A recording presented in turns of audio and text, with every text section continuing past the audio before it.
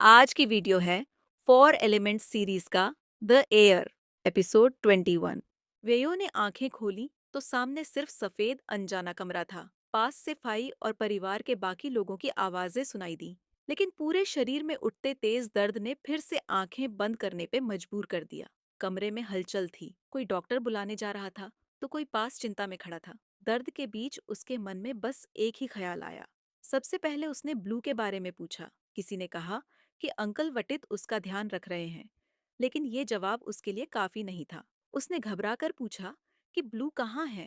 Phi ने उसे रोकते हुए कहा कि उठने की कोशिश न करे, वरना टांके खुल जाएंगे। एपो ने बताया कि ब्लू को मैडलिन के लोग पकड़ के ले गए हैं और अंकल वटित उसे छुड़ाने की कोशिश कर रहे हैं। वेयो ने जाने की जिद की, लेकिन एपो ने समझाया कि इस हालत में जाना खतरनाक होगा। पहले वो ठीक हो जाए, फिर चाहे जितनी कोशिश करे कोई नहीं रोकेगा।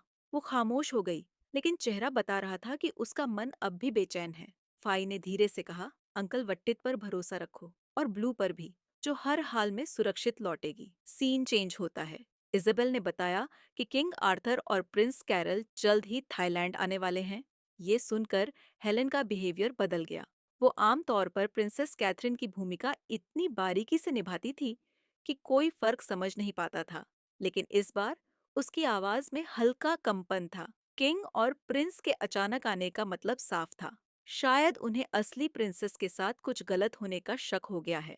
इस न्यूज के तुरंत बाद हेलेन ने घबराकर ग्रेस को सब कुछ बताया, लेकिन ग्रेस पहले से जानती थी। उसने बिना हिचक फैसला सुनाया कि अब प्लान बदलना होगा। हेलेना डर गई और बोली कि ये सब उनके कंट्रोल से बाहर जा रहा है, लेकिन ग्रेस ने उसे चेतावनी दी कि अगर अब वो पीछे हटी तो उसे भी गद्दार की तरह मार दिया जाएगा। ग्रेस ने साफ कर दिया कि वो आज रात प्रिंसेस ब्लू को खत्म करने जा रही है।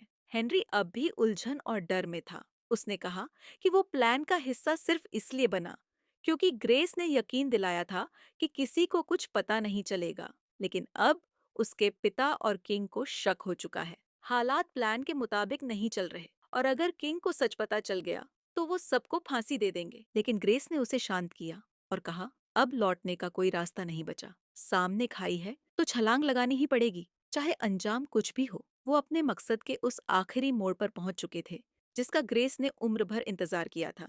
अब पीछे हटना नामुमकिन था, भले ही इसकी कीमत हेनरी की जान क्यों ना हो। उस हेनरी की जिसके प्यार की ग्रेस के लिए कोई कीमत नहीं थी। लेकिन हेनरी ने एक और सच्चाई ग्रेस के सामने रखी। असली राजकुमारी को हटाकर हेलिना को राजगद्दी पे बिठा देने से सब ठीक नहीं हो जाएगा। जब तक वेयो जिंदा है, वो सच को राजा तक पहुंचाने से नहीं रुकेगी। ग्रेस को गुस्सा आ गया। अगर वेयो शुरू से बीच में न आई होती, तो जिस रात उसने प्रिंसेस कैथरीन को जहर देने की योजना बनाई थी, उसी रात सब खत्म हो गया होता। लेकिन वेयो के आने के बाद से हर प्लान में रुकावटें आती गई और अब हालात ऐसे थे कि उनके पास ज्यादा ऑप्शंस नहीं बचे थे। हेनरी ने क्यूरियस होकर पूछा, मैडलिन और वेयो में से प्रिंसेस ब्लू किसे चुनेगी? ग्रेस ने बिना ज्यादा सोचे लापरवाही से कहा कि जवाब तो साफ है, ऑफ कोर्स मैडलिन, और ऐसे बेवकूफी भरे सवाल पूछने की कोई जरूरत नहीं। लेकिन हेनरी ने शांत लहजे में कहा कि ग्रेस गलत सोच रही है क्योंकि प्रिंसेस ब्लू ने वेयो को चुना। ये सुनकर माहौल बदल सा गया। शायद इस कहानी का अंत ग्रेस की उम्मीदों और कल्पनाओं से कहीं ज्यादा रोमांचक और सुकून देने वाला होने वाला था। ग्रेस उस कमरे में दाखिल हुई जहां प्रिंसेस ब्लू को कैद किया गया था। ग्रेस ताना मारते हुए बोली, योर हाइनेस, कितना समय हो गया हमारी आखिरी मुलाकात को। कैथरीन ने भड़ककर ग्रेस का नाम पुकारा। ग्रेस ने तंज कसते हुए कहा कि उसे खुशी है। कैथरीन को अब भी उसके जैसी दोस्त याद है। जिस पर कैथरीन ने गुस्से में जवाब दिया कि कोई उस इंसान को कैसे भूल सकता है जिस पर कभी भरोसा किया हो और जिसने आखिर में धोखा देकर मौत की साजिश रची हो। ग्रेस ने उसकी आवाज में आए बदलाव को महसूस करते हुए कहा कि ये तो सामान्य है। जब किस्मत साथ न दे और ताज छिन जाए तो इंसान को आम लोगों की तरह जीना ही पड़ता है। उम्मीद है कि कैथरीन के साथ जो हुआ उससे उसने वेयो से बहुत कुछ सीख लिया होगा। कैथरीन ने तुरंत कहा कि यह मामला सिर्फ ग्रेस और उसके बीच है। वेयो का इससे कोई लेना देना नहीं। अगर ग्रेस को उसे हिसाब बराबर करना है तो उसे अभी करना चाहिए ताकि किसी और को इसका खामियाजा न भुगतना पड़े। ग्रेस ने आगे बढ़ते हुए पूछा कि मैडलिन की उत्तराधिकारी होने के नाते कैथरीन का फर्ज ताज की रक्षा करना है। तो फिर वो उस पुलिस ऑफिसर वेयो का इतना खुलकर बचाव क्यों कर रही है? कैथरीन थोड़ी हिचकिचाई। वो कुछ कहने ही वाली थी कि ग्रेस ने उसकी अधूरी बात पूरी करते हुए कहा, क्योंकि तुम उससे प्यार करती हो। वो शब्द जैसे कमरे में गूंज गए। ग्रेस ने जहर भरी आवाज में कहा कि सिर्फ कैथरीन की आंखों में देखकर ही उसे सब समझ आ गया था, चाहे वो ब्लू और उसकी फैमिली से नफरत करती हो, जिन्होंने उसका सब कुछ छीन लिया। लेकिन ये जो कैथरीन वेयो के लिए महसूस करती है, वो एक प्रिंसेस के लिए शर्म की बात है। कैथरीन ने इनकार किया, लेकिन उसकी कांपती आवाज उसके भीतर उठते डर को जाहिर कर रही थी। वो ग्रेस के मेंटल गेम को समझ रही थी और किसी भी तरह उसे ये मौका नहीं देना चाहती थी कि वो उसकी कमजोरी पकड़कर वेयो को निशाना बनाए। ग्रेस ने कोल्डली कहा कि ठीक है, अगर कैथरीन वेयो से प्यार नहीं करती तो उसकी मौत से उसे कोई फर्क नहीं पड़ेगा। इस पर कैथरीन बुरी तरह चिल्लाई और विनती की कि ग्रेस उसे और चोट न पहुंचाए।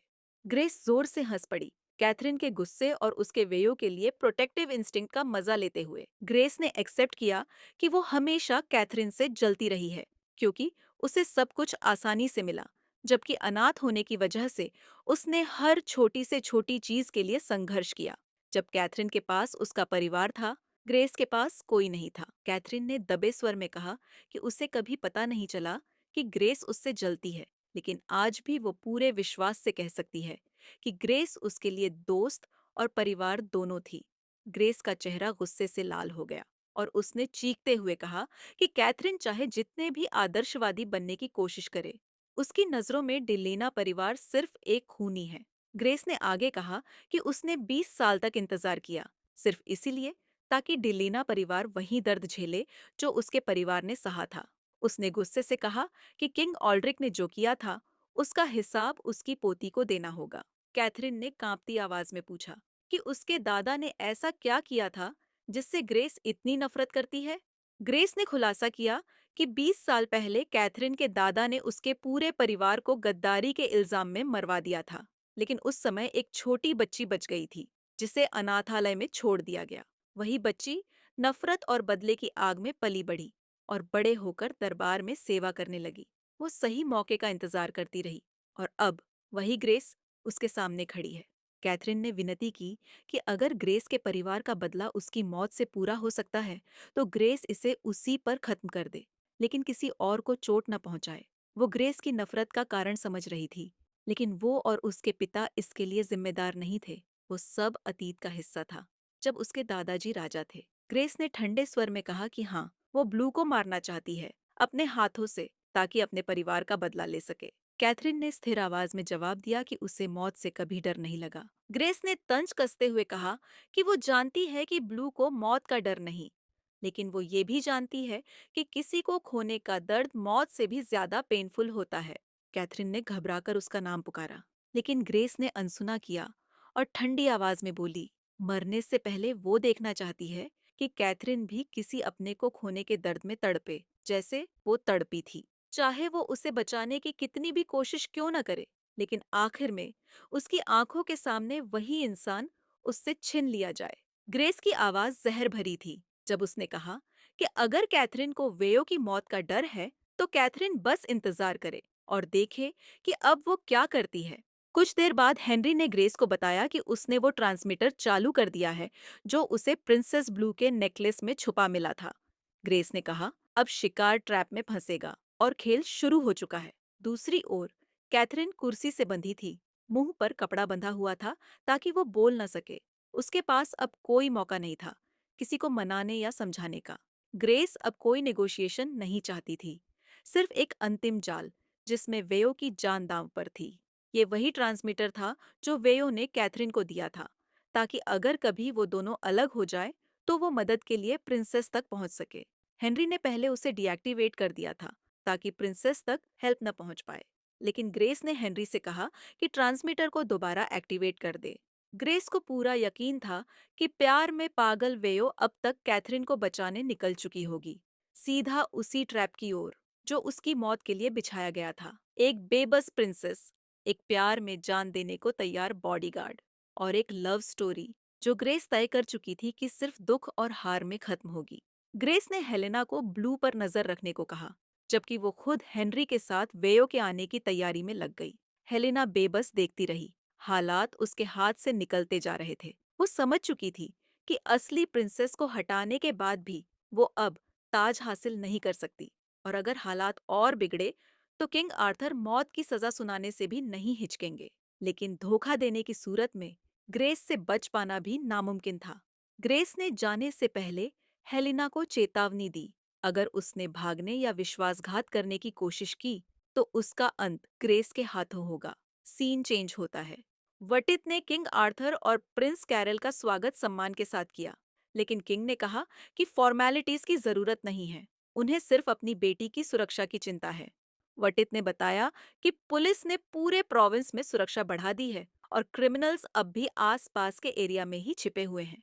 प्रिंस कैरल ने तुरंत मदद की पेशकश की और कहा कि मेडलिन की तरफ से जो भी सपोर्ट चाहिए वो देने को तैयार है। वटित ने बताया कि उनकी टीम अब फेक प्रिंसेस की मूवमेंट्स को ट्रैक कर रही है, क्योंकि जैसे ही रिबेल्स को पता चला कि किंग और प्रिंस आ रहे हैं, उन्होंने तुरंत हरकत शुरू कर दी। किंग आर्थर ने सख्त लहजे में कहा कि रेस्क्यू का तरीका चाहे जो हो, लेकिन प्रिंसेस की सेफ्टी सबसे ऊपर होनी चाहिए। वटित ने सिर झुकाकर आदेश स्वीकार किया। प्रिंस कैरल ने पूछा कि वेयो इस समय कहाँ है, जिस पर वटित ने बताया कि वो कॉम्बैट में घायल हुई है और हॉस्पिटल में एडमिट है। कैरल ने कहा कि उसकी बहन ने लेटर में वेयो का जिक्र किया था कि अगर वेयो नहीं होती तो वो रिबल्स के हमले में बच नहीं पाती। कैरल ने रिक्वेस्ट किया कि वो वेयो से मिलना चाहता है, शायद उसके पास ऐसी कोई जानकारी हो जिससे प्रिंसेस तक पहुंचा जा सके। इसके बाद प्रिंस कैरल ऑफिसर वटित के साथ हॉस्पिटल की ओर रवाना हुए, उस पुलिस ऑफिसर से मिलने जिसने प्रिंसेस कैथरीन की जान बचाई थी। हालात अब भी गंभीर थे, लेकिन कैरल उसके साहस और बलिदान के लिए आभारी था। रास्ते में एक सबॉर्डिनेट घबराकर आया और वटित को रोका। उसने बताया कि वेयो के कमरे की सुरक्षा होने के बावजूद वो अब रूम में नहीं है। वटित ने गुस्से में पूछा कि ये कैसे हुआ, तो सबॉर्डिनेट ने जवाब दिया कि नर्स के आने पर रूम खाली था। और जब वटित ने पूछा क्या उसने निगरानी छोड़ी थी, तो सबॉर्डिनेट ने कबूल किया कि एक पल को उसकी आंख लग गई थी और साथ ही उसकी रिवॉल्वर भी गायब है। वटित ने तुरंत सिक्योरिटी फुटेज चेक करने और वेयो को ढूंढने का आदेश दिया। फिर उसने प्रिंस कैरल की ओर देखा और कहा कि शायद वेयो को पता चल गया है कि प्रिंसेस कैथरीन कहाँ है। प्रिंस कैरल सोच में पड़ गया। क्या वेयो अपनी जान की परवाह किए बिना सचमुच अकेले ही प्रिंसेस ब्लू को बचाने निकल पड़ी है?